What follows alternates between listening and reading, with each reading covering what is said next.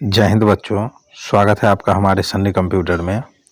आज का जो हमारा ये टेस्ट सीरीज़ है, टेस्ट सीरीज़ नंबर 13 है। ठीक है, काफ़ी महत्वपूर्ण टेस्ट सीरीज़ होने वाला है या आप लोग के नॉलेज के दृष्टिकोण से या कंप्यूटर पर आधारित किसी भी तरह के एग्ज़ाम के दृष्टिकोण से ये जो हमारा प्रैक्टिस सेट है काफ़ी महत्वपूर्ण होने वाला है। ठीक है, चाहे आप किसी भी सेक्टर में तैयारी कर रहे हो, प्राइवेट कर रहे हो या गवर्नमेंट का कर रहे हो, वहाँ आपको कंप्यूटर की ज़रूरत पड़ेगी ही। ठीक है, तो इसलिए उसका नॉलेज भी आपके पास रहना बहुत ही ज़रूरी है। ठीक है, तो चलिए बिना देरी किए हुए शुरू करते हैं हम अपने आज की इस क्लास को। आज का जो हमारा सबसे पहला प्रश्न है, प्रश्न संख्या 1 कह रहा है कि एक डाटा आइटम के संग्रहण के लिए डैश की आवश्यकता होती है। तो एक डाटा आइटम के संग्रहण के लिए जो है डाटाबेस की आवश्यकता होती है। ठीक है, ऑप्शन 3 जो है हमारा वह राइट आंसर हो जाएगा। चलिए आगे बढ़ते हैं। हमारा प्रश्न संख्या 2 कह रहा है कि एक कंप्यूटर उपयोग करने से पहले यूजर नेम और पासवर्ड के डैश की जांच करता है। ठीक है, तो एक कंप्यूटर जो है उपयोग करने से पहले यूजर नेम और पासवर्ड के डाटाबेस की जांच करता है। ठीक है, ऑप्शन नंबर 4 जो है हमारा वह राइट आंसर हो जाएगा। चलिए हमारा प्रश्न संख्या 3 कह रहा है कि डैश किसी सिंगल एंटिटी संबंधी डाटा का व्यवस्थित कलेक्शन है। ठीक है, तो डाटाबेस जो है वह किसी सिंगल एंटिटी संबंधी डाटा का व्यवस्थित कलेक्शन है। ठीक है, ऑप्शन 3 जो हमारा वह राइट आंसर हो जाएगा। काफ़ी महत्वपूर्ण प्रश्न है यह। चलिए आगे बढ़ते हैं। हमारा प्रश्न संख्या 4 कह रहा है कि डाटाबेस सूचना को डैश में संग्रहित करता है। तो डाटाबेस जो है सूचना को पंक्तियों या स्तंभ में संग्रहित करता है। ठीक है, ऑप्शन 1 जो है हमारा वह राइट आंसर हो जाएगा। चलिए आगे बढ़ते हैं। हमारा प्रश्न संख्या 5 कह रहा है कि निम्नलिखित में से कौन सा मैनिपुलेशन और अपडेटिंग के लिए उपयोग किया गया एक सार्थक तरीके से संग्रहित इंटर रिलेटेड डाटा की बड़ी मात्रा का संगठित संग्रह है। तो वह है डाटाबेस। जी हाँ, डाटाबेस जो है वह बहुत सारे डाटाओं का संग्रह है। ठीक है, ऑप्शन 1 जो है हमारा वह राइट आंसर हो जाएगा। हमारा प्रश्न संख्या 6 कह रहा है कि किसी डीबीए की क्या जिम्मेदारी होती है।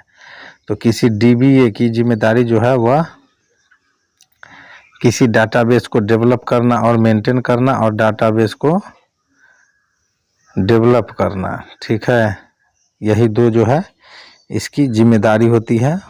ठीक है, चलिए आगे बढ़ते हैं। प्रश्न संख्या हमारा 7 कह रहा है कि इनमें से डाटा का कौन सा रूप है जो डाटाबेस में होता है। तो स्वतंत्र रूप पहला ऑप्शन है, दूसरा है सुरक्षित रूप, तीसरा है आदान प्रदान। ठीक है, चौथा है ये सभी।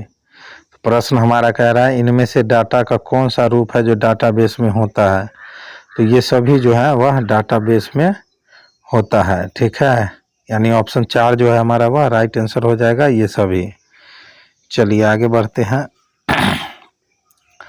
प्रश्न संख्या हमारा 8 कह रहा है कि डैश डाटाबेस में डाटा को ट्री के रूप में नोट्स के माध्यम से व्यवस्थित किया जाता है। ठीक है, तो हायरार्किकल डाटाबेस में डाटा को ट्री के रूप में नोट्स के माध्यम से व्यवस्थित किया जाता है। ठीक है, ऑप्शन 2 जो है हमारा वह राइट आंसर हो जाएगा।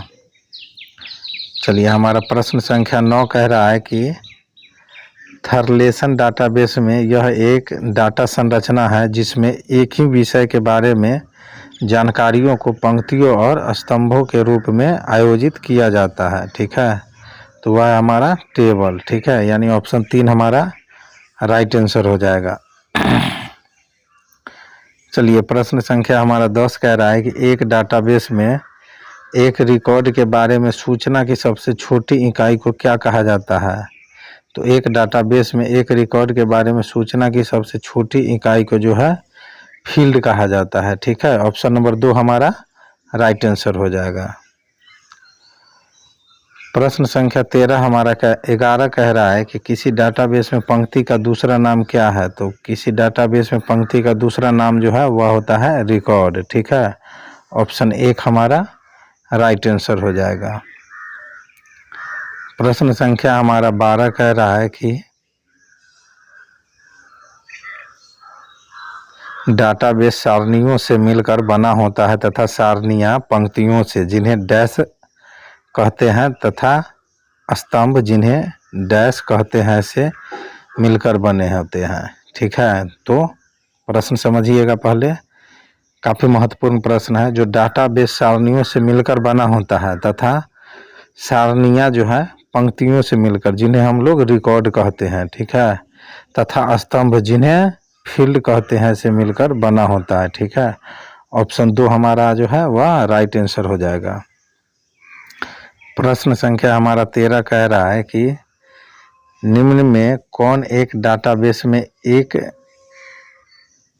एकल एंटिटी जैसे कि व्यक्ति, स्थान या वस्तु आदि के बारे में सूचना संग्रहित करता है, रिकॉर्ड कहलाता है। ठीक है, ऑप्शन 3 जो है हमारा वह राइट आंसर हो जाएगा। प्रश्न संख्या हमारा 14 कह रहा है कि किसी क्वेरी के उत्तर में जो सूचनाएं या रिकॉर्ड प्राप्त किए जाते हैं उन्हें उस क्वेरी का डैश कहते हैं। तो उन्हें उस क्वेरी का जो है डायनासेट कहते हैं। ठीक है, ऑप्शन 2 जो है हमारा वह राइट आंसर हो जाएगा।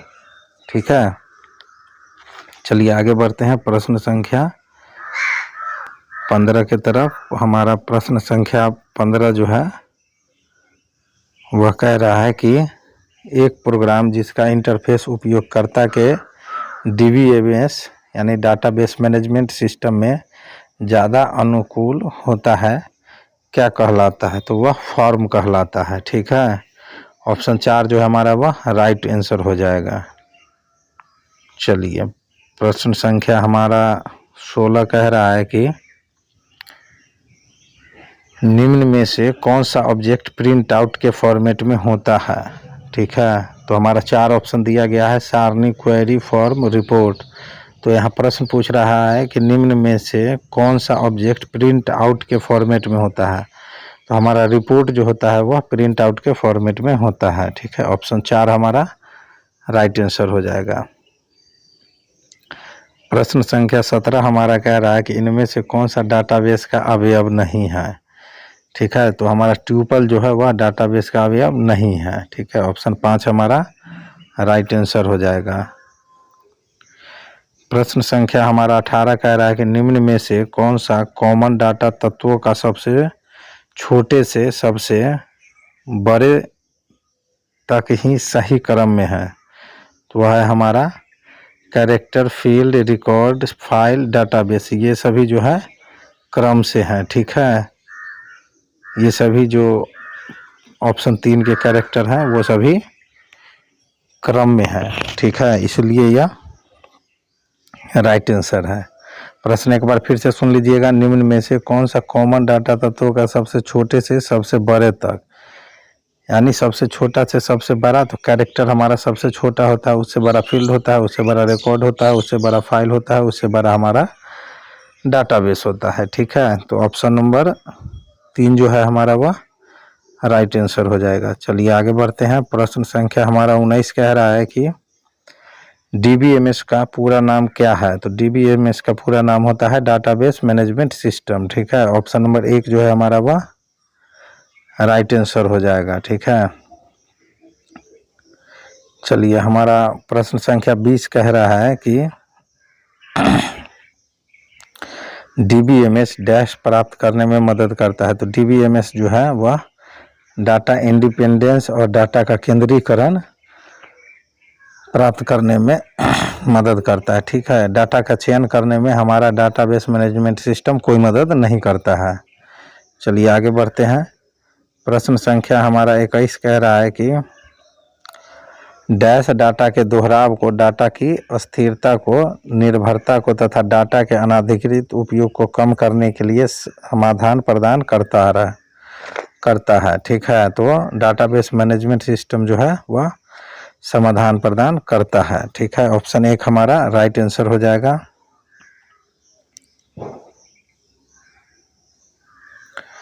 प्रश्न संख्या हमारा 22 कह रहा है कि निम्न में से कौन सा DBMS सॉफ्टवेयर नहीं है। ठीक है, तो डाटाबेस 2000 जो है वह हमारा DBMS सॉफ्टवेयर नहीं है, यानी ऑप्शन 5 हमारा राइट आंसर हो जाएगा।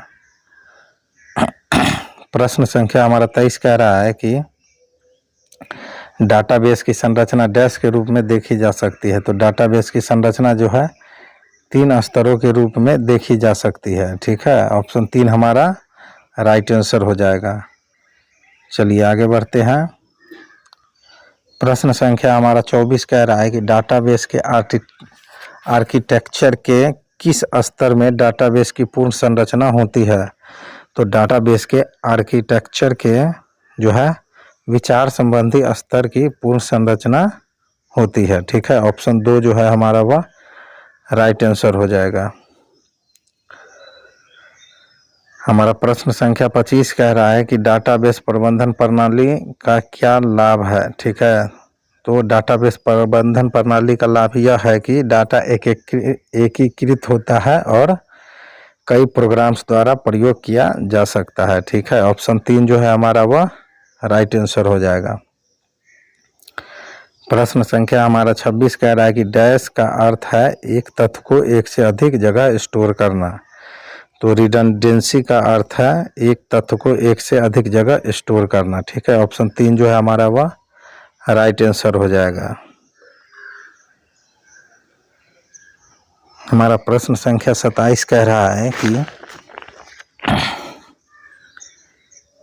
जब डाटा कई सूचियों में परिवर्तित होता है एवं सभी सूचियों को अपडेट नहीं किया जाता है तो इसके फलस्वरूप उत्पन्न होती है। तो इसके फलस्वरूप जो उत्पन्न होती है वह होता है डाटा रिडंडेंसी। ठीक है, ऑप्शन 1 हमारा राइट आंसर हो जाएगा। प्रश्न संख्या हमारा 28 कह रहा है कि डैश डाटा की संपूर्णता की समस्याओं के लिए एक कारण है। ठीक है, तो डाटा की उपलब्धता की कमी जो है डाटा की संपूर्णता की समस्याओं के लिए एक कारक है। ठीक है, इसी तरह के प्रश्न काफ़ी सारे पूछे जाते हैं। ठीक है, ऑप्शन 1 हमारा राइट आंसर हो गया। ठीक है, चलिए आगे बढ़ते हैं प्रश्न संख्या 29 के तरफ। हमारा प्रश्न संख्या 29 जो है वह कह रहा है कि डैश का अर्थ है कि डाटाबेस में संग्रहित डाटा बिल्कुल सही और विश्वसनीय हो। तो डाटा इंटीग्रिटी का अर्थ है कि डाटाबेस में संग्रहित डाटा बिल्कुल सही और विश्वसनीय है। ठीक है, ऑप्शन 2 हमारा राइट आंसर हो जाएगा। प्रश्न संख्या हमारा 30 कह रहा है कि डाटाबेस से क्या नुकसान है। तो डाटाबेस से जो है नुकसान यह है कि यह अधिक खर्चीला है। ठीक है, ऑप्शन 4 हमारा राइट आंसर हो जाएगा। प्रश्न संख्या हमारा 31 कह रहा है कि समय समय पर किसी फाइल में डेटा को जोड़ना, डेटा को बदलना तथा डेटा को मिटाना फाइल का डैश कहलाता है। ठीक है, तो वह जो है फाइल का अपडेशन कहलाता है, यानी समय समय पर किसी फाइल में डाटा को जोड़ना, डाटा को बदलना तथा डाटा को मिटाना जो है फाइल का अपडेशन कहलाता है। ऑप्शन 1 हमारा राइट आंसर हो जाएगा। प्रश्न संख्या हमारा 32 कह रहा है कि वह डाटाबेस जो कॉमन फील्ड से जुड़ी टेबलों को रखता है क्या कहलाता है। तो वह जो है रिलेशनल डाटाबेस कहलाता है। ठीक है, ऑप्शन 3 हमारा यह राइट आंसर हो जाएगा। प्रश्न संख्या हमारा 33 कह रहा है कि ओरेकल है एक। तो ओरेकल क्या है, तो वह हमारा RDBMS है। ठीक है, ऑप्शन 1 हमारा राइट आंसर हो जाएगा। ठीक है, चलिए प्रश्न संख्या हमारा 34 कह रहा है कि रिलेशनल मॉडल में डैश को कोऑर्डिनैलिटी कहते हैं। तो ट्यूपल्स की कुल संख्या को जो है रिलेशन मॉडल में कार्डिनैलिटी कहते हैं। ठीक है, ऑप्शन 1 हमारा सही आंसर है। प्रश्न संख्या हमारा 35 कह रहा है कि एक रिकॉर्ड का एक विशेष फील्ड जो प्रत्येक रिकॉर्ड को विशिष्ट रूप से पहचान दिलाता है क्या कहलाता है, की फील्ड। ठीक है, ऑप्शन 1 जो है हमारा वह राइट आंसर हो जाएगा। प्रश्न संख्या हमारा जो है 36 वह कह रहा है कि किसी कारण किसी सारणी में केवल एक डैश हो सकती है, तो किसी सारणी में केवल एक प्राइमरी की हो सकती है। ठीक है, ऑप्शन एक हमारा राइट आंसर हो जाएगा। प्रश्न संख्या हमारा 37 कह रहा है कि डैश एक फाइल की प्राइमरी की होती है जो दूसरी फाइल में भी उपस्थित होती है। ठीक है, तो फॉरेन की जो है एक फाइल की प्राइमरी की होती है जो दूसरी फाइल में भी उपस्थित होती है। ठीक है, ऑप्शन 3 हमारा राइट आंसर हो जाएगा। प्रश्न संख्या हमारा 38 कह रहा है कि वह की जिसका प्रयोग दो सारणियों के बीच स्तंभ को प्रदर्शित करने के लिए किया जाता है कहलाती है, तो वह जो है फॉरेन की कहलाती है। ठीक है, ऑप्शन 3 हमारा राइट आंसर हो जाएगा। प्रश्न संख्या 39 हमारा कह रहा है कि इनमें से किस की के द्वारा किसी सारणी में किसी रो को खोजा जा सकता है। ठीक है, प्रश्न एक बार फिर से सुनिएगा। इनमें से किस की के द्वारा किसी सारणी में किसी रो को खोजा जा सकता है, तो ऑप्शन एक है प्राइमरी की, ऑप्शन 2 है हमारा अल्टरनेट की, ऑप्शन 3 है कैंडिडेट की। तो हमारा राइट आंसर जो है वह ये तीनों हैं। ठीक है, ऑप्शन 4 हमारा राइट आंसर हो जाएगा। ठीक है, चलिए प्रश्न संख्या हमारा 40 कह रहा है कि वह भाषा जो डाटाबेस ऑब्जेक्ट की विशेषताओं को परिभाषित करती है क्या कहलाती है, तो वह DDL कहलाती है। ठीक है, ऑप्शन 2 हमारा राइट आंसर हो जाएगा। प्रश्न संख्या 41 हमारा कह रहा है कि DBML क्या है। ठीक है, तो DBML जो है हमारा DML वह है डाटा मैनिपुलेशन लैंग्वेज। ठीक है, ऑप्शन 2 हमारा राइट आंसर हो जाएगा। प्रश्न संख्या हमारा 42 जो है वह कह रहा है कि डाटा कंट्रोल लैंग्वेज यानी DCL जो है वह डाटाबेस के यूजर एक्सेस को मैनेज करने के लिए प्रयोग की जाती है। ठीक है, ऑप्शन 1 हमारा राइट आंसर हो जाएगा। प्रश्न संख्या 43 हमारा कह रहा है कि ER डायग्राम डैश को प्रदर्शित करने का ग्राफिकल तरीका है, तो ER डायग्राम जो है वह एंटिटी और उनका आपस में संबंध जो है को प्रदर्शित करने का ग्राफिकल तरीका है। ठीक है, ऑप्शन 3 हमारा राइट आंसर हो जाएगा। प्रश्न संख्या 44 हमारा कह रहा है कि ER डायग्राम में एक एंटिटी को डैश के द्वारा दर्शाया जाता है, तो ER डायग्राम में एक एंटिटी को जो है वह आयताकार बॉक्स के द्वारा दर्शाया जाता है। ठीक है, ऑप्शन 1 हमारा राइट आंसर हो जाएगा। प्रश्न संख्या 45 हमारा कह रहा है कि किसी एंटिटी रिलेशनशिप डायग्राम के किसी विद्यार्थी का नाम तथा पता क्या माना जाएगा, तो वह जो है एट्रीब्यूट माना जाएगा। ठीक है, ऑप्शन 3 जो है हमारा वह राइट आंसर हो जाएगा। ठीक है, प्रश्न एक बार फिर से सुनिएगा। किसी एंटिटी रिलेशनशिप डायग्राम में किसी विद्यार्थी का नाम तथा पता जो क्या माना जाएगा, तो वह एट्रीब्यूट माना जाता है। ठीक है, चलिए आगे बढ़ते हैं। हमारा प्रश्न संख्या 46 कह रहा है कि ER डायग्राम में एट्रीब्यूट डैश के द्वारा प्रदर्शित किए जाते हैं, तो ER डायग्राम में एट्रीब्यूट जो है वह दीर्घवृत्ताकार बॉक्स के द्वारा प्रदर्शित किए जाते हैं। ऑप्शन 3 हमारा राइट आंसर हो जाएगा। प्रश्न संख्या हमारा 47 कह रहा है कि एंटिटी सेट जिसमें प्राइमरी की बनाने के लिए पर्याप्त फील्ड नहीं होते हैं क्या कहलाता है, तो वह वीक एंटिटी सेट कहलाता है। ऑप्शन 2 हमारा राइट आंसर हो जाएगा। प्रश्न संख्या हमारा 48 कह रहा है कि ER डायग्राम में रिलेशनशिप टाइप को डैश द्वारा प्रदर्शित किया जाता है, तो ER डायग्राम में रिलेशनशिप टाइप को जो है डायमंड बॉक्स द्वारा प्रदर्शित किया जाता है। ठीक है, ऑप्शन 4 हमारा राइट आंसर हो जाएगा। प्रश्न संख्या हमारा 49 कह रहा है कि यह डाटाबेस की लॉजिकल संरचना है, तो स्कीमा जो है वह डाटाबेस की लॉजिकल संरचना है। ठीक है, ऑप्शन 4 हमारा राइट आंसर हो जाएगा। प्रश्न संख्या 50 हमारा कह रहा है कि निम्न में से कौन सा डाटाबेस के साथ प्रयोग किया जाता है। ठीक है, तो डाटा मीनिंग जो है वह प्रयोग किया जाता है। ऑप्शन 4 जो है हमारा वह राइट आंसर हो जाएगा। चलिए आगे बढ़ते हैं, देखते हैं हम लोग अपना अगला प्रश्न, जो कि है हमारा प्रश्न